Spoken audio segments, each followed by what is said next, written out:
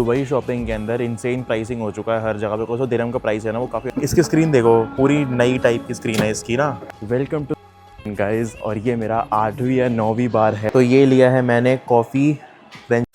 Well so what is up guys, वाइपम vlogs back here. तो यार क्या हाल चाल है आप लोगों के। हाँ भाई, आज घर से स्टार्ट कर रहा हूँ व्लॉग को, एयरपोर्ट से नहीं लेकिन एयरपोर्ट ही जा रहा हूँ कि मैं आज भी ट्रैवल कर रहा हूँ वर्ल्ड की बेस्ट एयरलाइन पे। और कहाँ जा रहा हूँ? यूरोप में एक ऐसी जगह जो कि पापा मम्मी की ड्रीम डेस्टिनेशन थी सितंबर तक, उसकी वो सितंबर में होकर के आए हैं। लेकिन आज मैं वहीं जा रहा हूँ और आज मैं वहाँ जाऊँगा एक दिन के लिए, बिकॉज मेरी वहाँ से अपकमिंग कनेक्टिंग फ्लाइट है मतलब। और जो वो वाली फ्लाइट है ना, वो इतनी बढ़िया जगह मेरे को लेके जाएगी जो कार्स का हेवन है। छोटी सी कंट्री है जहाँ पे सब लोग अमीर है, 39,000 की वहाँ की पॉपुलेशन है, सब वहाँ पे मिलीनियर्स हैं। तो जाके देखते हैं कैसा रहेगा पूरा एक्सपीरियंस। लेकिन आज चलते हैं यूरोप की सबसे सुंदर कंट्री के अंदर। पूरा मेरा रूम का सामान अभी यहाँ पड़ा हुआ है, Bang & Olufsen का स्पीकर भी, लेगोस यहाँ पड़े हैं और सारे मेरे टॉयज हैं बेडशीट के अंदर। ये मैंने अपना लैम्बोर्गिनी वाला बेड रिमूव कर दिया क्योंकि उसमें काफी दिक्कतें आ रही थी एक टाइम के बाद में। 2 साल में उसका पेंट चिप ऑफ होने लग गया था, इसलिए उसको रिमूव कर दिया है और अभी गद्दा डाल दिया क्योंकि नया बेड का ऑर्डर हो चुका है। जो मेरा लैम्बोर्गिनी वाला बेड था उसमें रियल लैम्बोर्गिनी का लोगो था, जो कि मैं यूरोप से ही लेकर के आया था। और सच में वो इतना एक्सपेंसिव बेड मुझे पड़ा, लेकिन उसके 2 साल भी वो नहीं काट पाया क्योंकि मैंने अगस्त 2024 में लिया था। तो वो 2 साल भी नहीं हो पाया क्योंकि हर जगह से पेंट निकलने लग गया। इसलिए भाई अब नया बेड जो ऑर्डर करा है उसको मैंने जल्दी से निकलवा दिया कि नहीं छोड़ो। अब ये है मेरा रूम आज के लिए फिलहाल। सोच रहा हूँ कि यार यहाँ पे ना इसकी आर्टवर्क चेंज कराऊंगा, बट इतना टाइम नहीं है। और मैंने पूरा रूम ना वाइट करा दिया पहले। इफ यू हैव नोटिस, मेरा थोड़ा पेल येलो टाइप था। ऊपर को ना सच में एक हाइजीन मेंटेन करनी चाहिए अपनी यार। मैं तो ये मंगा ली कि अंकल कहाँ ही आएंगे सुबह सुबह। कर ही लेके गया था। हाँ 2 घर पीछे से। हाँ हाँ, तो कल 780 रुपये दिखा था। मुझे भैया पैसों का तो कुछ नहीं पता। जो मेरे को ऊबर मैंने खोली, जो पैसे आए मैंने कर दी। आपकी बात सही है। ये तो है नहीं कि मैंने वहाँ पे कोई रेट लगाया अपना कि मेरे को इस रेट पे चाहिए। इतनी गंदी गाड़ी थी ऊबर वाले की, उसको मैंने आती बोला इतनी गंदी क्यों है, तो मुझे बोलता कि यार ये मुझे नहीं पता, ये नहीं पता, वो नहीं पता। फिर कहता कि फेयर कम क्यों आ रहा है। मैंने बोला मुझे क्या पता फेयर कम क्यों आ रहा है यार। जब भी मैं एयरपोर्ट आता हूँ ना यार, मेरे को ये देखता हूँ और इतना बढ़िया लगता है ना। और ये 2.5-3 लाख रुपए का बेच रहे हैं। इनको मैंने कहा था कि थोड़ा सस्ता दे दो, लेकिन नहीं माने। इतना ढीला स्टाफ आज एयरपोर्ट पे, मुझे नहीं पता क्यों। एमिरेट्स में मेरे को टाइम लग गया 45 मिनट सिर्फ चेक इन करने में। उसके बाद जो सीट्स है ना मेरे को वो अच्छी मिली हैं मेरी अपकमिंग फ्लाइट की भी। और हाँ भाई, एमिरेट्स पे जा रहा हूँ क्योंकि ऑब्वियसली वर्ल्ड की बेस्ट एयरलाइन है ये, और इस पे ही जाता हूँ मैं यूजुअली जब मैं कनेक्टिंग फ्लाइट पर जाता हूँ, बिकॉज कंफर्टेबल सीट्स हैं। वैसे मेरा मन तो यह था कि मैं 12 घंटे का दुबई में लेओवर ले लूँ, लेकिन नहीं, मैंने छोड़ दिया कि लेओवर। अभी तो दुबई गया था 1 महीने पहले, तो इतनी बारिश हो रही थी दुबई में। मैं उसके बाद ना गया था मामू के पास वॉशिंगटन, बट आज मैं जा रहा हूँ ज्यूरिख। और जो फ्लाइट आया मैं ना वो बढ़ गया है अभी। जब पापा में गया था सितंबर में गया था, सेम फ्लाइट पे गया था, बट वो था A380 एयरक्राफ्ट। अभी 777 है। और मैं जब तब गया था सब 5.5-6 घंटे की फ्लाइट थी, बट अभी जो ईरान का एयरफेस है वो बंद है, इसलिए बहुत लंबी हो गई है ये फ्लाइट। 8.5 घंटे कुछ की है फ्लाइट टाइम। तो मेरे को सीट आगे की मिली थी, मैंने खुद सिलेक्ट करी थी सीट मैप से। और ये बढ़िया मेरी आयल है। चलो जी, दिल्ली से दुबई 3 घंटे में पहुंच जाएंगे। 3 आवर्स टू दुबई। उसके बाद वहाँ पे लेओवर है 2.5 घंटे का। उसके बाद मैं सीधा लैंड करूँगा ज्यूरिख स्विट्ज़रलैंड।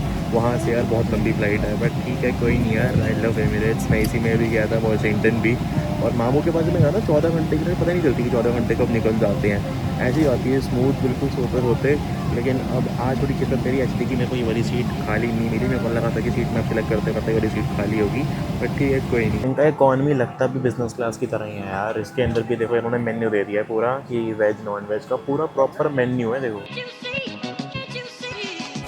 तो ये है बढ़िया मील। डाइट कोक मैंने लिया है और साथ में नॉन वेजिटेरियन ऑप्शन था कढ़ाई चिकन का।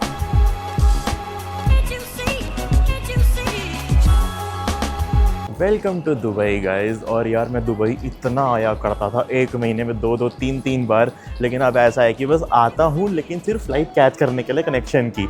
ये जो एयरपोर्ट है ये इतना बड़ा है और इससे मेरी इतनी यादें हैं क्योंकि मैं यहाँ पे दोस्तों के साथ भी आया हूँ, पापा मम्मी के साथ इतनी बार आया हूँ, उमर भैया के साथ यहाँ पे हैं।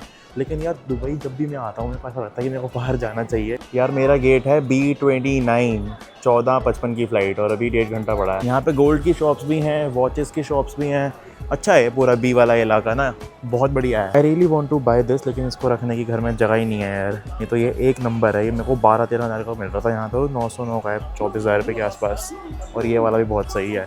और यहाँ पे तो देखो हेलमेट्स भी आ गए लेक्लेयर और हैमिल्टन के। दुबई शॉपिंग के अंदर इंसेन प्राइसिंग हो चुका है हर जगह पे। कोई दिरहम का प्राइस है ना वो काफ़ी ज़्यादा इंक्रीज हो चुका है यार। 20 रुपये मुझे याद था और अब तो 25-26 रुपये ऐसे रेट मिल रहा है कैश पे अगर आप कन्वर्ट कराते हो। अगर आप कार्ड से लेके चलते हो फॉरेक्स तो 25-25.5 के आसपास मिलता है। काफ़ी एक्सपेंसिव हो गया यार अगर आप कंपेयर करो उसको US से। एक बात तो कैसे मांगे कि दुबई एयरपोर्ट की कैसे है कि जो ना अभी अपनी ड्रिंक यहाँ पे गिरा के चला गया और देखो इमीडिएटली साफ करने आ गए 2 मिनट के अंदर अंदर। तो दुबई की जो सर्विस है ना यार चीज़ों की वो बहुत बढ़िया है। बोर्डिंग हो गई है guys start and I am going to board. मेरा ग्रुप नंबर 4 था एंड ये भी 777 है, 380 नहीं है। 380 वैसे यूजुअली जाता है सुबह वाला एयरक्राफ्ट, लेकिन कोई नहीं, अब मैं 777 पे आया था, 777 पे ही जाऊँगा। ये वाला प्लेन मेरे को ज़्यादा बेटर लग रहा है उस वाले प्लेन से, वो थोड़ा पुराना प्लेन था, ये नया है। दिखाऊँ कैसे? इसकी स्क्रीन देखो, पूरी नई टाइप की स्क्रीन है इसकी ना, और इसका लेग रूम भी उस वाले से थोड़ा ज़्यादा है।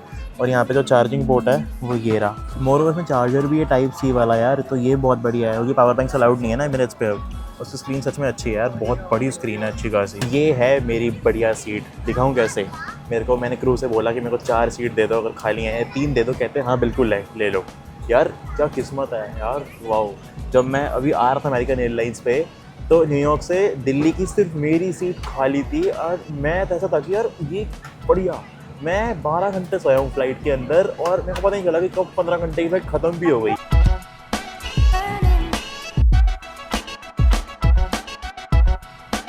अब इनके पास में ना 2 ऑप्शंस थे यहाँ पे, एक बीफ का और एक चिकन का। तो मैंने चिकन लिया। इनके पास वेजिटेरियन मील नहीं है फ्लाइट पे, तो इफ़ यू वांट दैट तो आपको वो पहले से ही सिलेक्ट करना पड़ेगा। तो इसके अंदर मैंने साथ में जिन है और ये डेजर्ट है, तो मैं खाता नहीं और ना मैं खाता हूँ सैलेड, बस यही खाऊंगा। मैं सो जाऊँगा बिकॉज ये पूरी सीट ऐसी है, तो बढ़िया सीट मिली हुई है। बस खाता हूँ। 5 घंटे रह गए हैं फ्लाइट में, 2 घंटे निकल भी गए। मैं लाइफ में पहली बार यूरोप जा रहा हूँ समर्स के अंदर, नहीं तो आज तक मैं हमेशा गया हूँ सितंबर में, दिसंबर में। और मैंने ये सुना है बहुत आ रहा है कि साउथ ऑफ फ्रांस समर्स के अंदर इतना बढ़िया होता है। तो आज मैं वो तो नहीं देख पाऊँगा, लेकिन मैं जा रहा हूँ वर्ल्ड की सबसे ऐसी कंट्री जो कि सबसे छोटी है और सबसे ज़्यादा एक्सपेंसिव है। वहाँ पे हर बंदा ऑलमोस्ट मिलेनियर है, तो मैं वहाँ जाऊँगा। मेरे को तो मेन उसकी एक्साइटमेंट है। तो मेरे को ज्यूरिक में अभी जो स्टे है वो मेरा सिर्फ 1 ही दिन का है, तो मैं कल थोड़ा एक्सप्लोर कर लूँगा। मेरे जितने दोस्त हैं ना सारे यहाँ पे रहते हैं, जो सारे केबिन क्रू हैं स्विस के, तो यहाँ पे वो रहते हैं। और मैं उनसे भी शायद मैं कल मिल लूँगा, फिर लोकल घूम लूँगा। और फिर परसों है मेरी फ़्लाइट 1 दिन के बाद। लेकिन यार अभी तक तो जो एक्सपीरियंस है फ़्लाइट का वो बहुत ज़्यादा सही है। खाना 1 नंबर था, चिकन मीट बॉल्स। ये 3 सीट खाली हैं, वो 3 सीट खाली हैं, ये भी। तो सब लोग आराम से अपना ना ढंग से सो रहे हैं इसके अंदर, ये नहीं कि कोई दिक्कत है। जो गाने हैं द वीकेंड के, I really like them a lot. और उसके अंदर तो यार इतनी बढ़िया देखो पूरी एल्बम है। मैंने DTL से भी देखी थी, साओ पोलो में स्पेशली गया था वीकेंड को देखने के लिए, बट आई डोंट थिंक कि अभी इंडिया में परफॉर्मेंस होगी वीकेंड की। गाइस मेरे को ना आपसे एक चीज़ जाननी है, अगर आपको इस बारे में पता है कि अगर आपको एक फ्रेश एनिगन मिलता है किसी कंट्री का, तो क्या पहला पोर्ट वही होना चाहिए? अब स्विस वाले तो बोलते हैं कि हाँ भाई फर्स्ट जो पोर्ट है वो उसी कंट्री का होना चाहिए, या आपका मैक्सिमम नंबर ऑफ स्टेज उस कंट्री में होना चाहिए। मैं बोला चलो कोई नहीं। लेकिन अब एमिरेट्स वाले ये बोलते हैं कि कोई फ़र्क नहीं पड़ता, आप किसी कंट्री के अंदर फ्लाई करो। मेरे को समझ नहीं आता। अब जैसे जो मेरा वीज़ा है वो फ्रेश वीज़ा नहीं है, मेरे पास तो जो वीज़ा है स्विट्ज़रलैंड का ही है और वो C टाइप वीज़ा है और मेरा मल्टीपल एंट्री वीज़ा है, तो वो फ्रेश वीज़ा तो नहीं है, मेरा काफ़ी लंबा वीज़ा है। अब पापा मम्मी का मैं अब लगवाता हूँ, जैसे इटली लगवाऊंगा, तो उनको पहले इटली ही जाना ज़रूरी है या वो मेरे साथ में यहाँ पे जेनीवा भी आ सकते हैं या ग्रीस भी जा सकते हैं?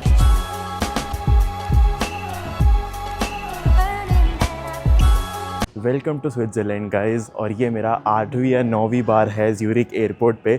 अब क्लियर करता हूँ जल्दी से इमिग्रेशन, फिर सीधा जाऊँगा होटल। पूरा ज्यूरिक बंद भी हो चुका है यार, 9 बजे पूरा सिटी बंद हो गया है। मैं भी आया ऑफिसर के पास में, तो मैंने पासपोर्ट दिया, कहते बहुत मोटा है, दोनों पासपोर्ट मेरे अटैच थे। वो निकालने में को ऐसा हो गया कि यार मेरा पासपोर्ट ही ना फट जाए। वो रबर बैंड उसके बिल्कुल अंदर घुसा हुआ पासपोर्ट के और 2 रबर बैंड्स। मेरे को डर लग गया इसको खोलूँ कैसे मैं, लेकिन फिर खुल गया। लैंड करते सबसे पहली चीज़ मेरी कोल्ड फ्रेश ग्रैब करना। सबसे बेस्ट ड्रिंक है ये स्विट्ज़रलैंड की और मेरे को इतनी पसंद है। ऐसी यहाँ पे होती हैं शटल्स। अब मेरी भी होटल से आई होगी जो पिक करके ले जाएगी मेरे को सीधा होटल। ठंड तो बिल्कुल भी नहीं है यार, मेरे को लगा था कि ठंड होगी। यहाँ जो टेम्परेचर है वो 12 डिग्री सेल्सियस है, बट ठंड बिल्कुल भी नहीं है। बट बढ़िया वेदर है, अच्छा जो भी है, कम से कम बिल्कुल गर्मी भी नहीं है, लू भी नहीं है। लास्ट टाइम जो मेरा होटल था वो हॉलिडे इन एक्सप्रेस था और इस बार मेरा इंटरसिटी है। ये है गाइज मेरा रूम 2 दिनों के लिए और व्यू दिखाता हूँ मैं आपको। सामने ही मैकडॉनल्ड्स है। जब भी मैं स्विट्ज़रलैंड आता हूँ ना, जैसे मैं एयरपोर्ट के बाहर आता हूँ, मेरे को आ जाता है याद कि सबसे ज़्यादा स्मोक है वो पूरे वर्ल्ड में यही कंट्री में करते हैं।